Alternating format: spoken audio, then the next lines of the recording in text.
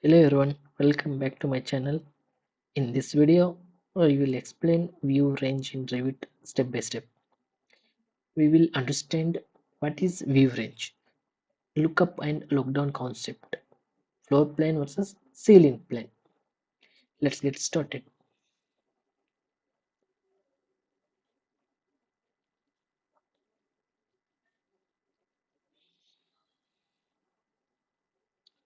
First, open your Revit project. Now go to any floor plans. On the left side of the properties, scroll down and find view range. Click edit.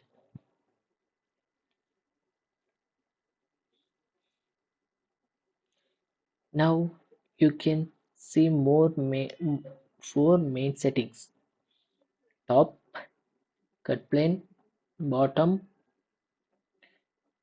and view depth. This controls what you see in the plan view. Top means how much you can see upward. If you increase the top level, you can see higher elements like tall walls or windows. If it is low, upper elements will not be visible.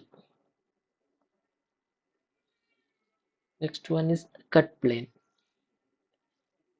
Cut plane is the most important setting. Revit cuts the building at this height. Elements like doors and windows appears clearly here. Normally it is set to around 1200 or above.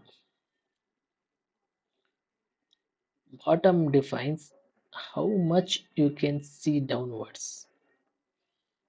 If the bottom is too high, floor elements will not be visible. So always keep it near the floor level.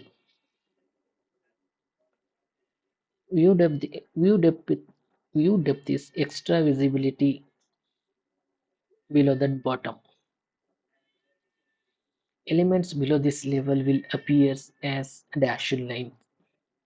For example, foundation or footings.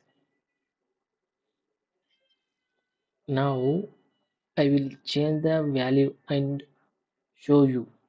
When I increase the cut plane doors disappears. When I decrease it, they appear again. When I increase view depth, you can see foundation as dashed lines. So this is how view range works. In floor plan,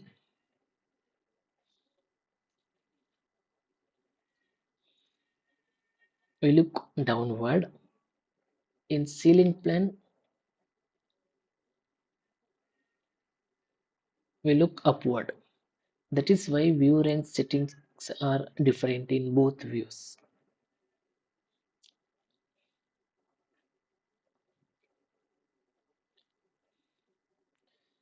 Let's quick recap. Top, look up. Cut plane where the building is cut. Bottom, look down.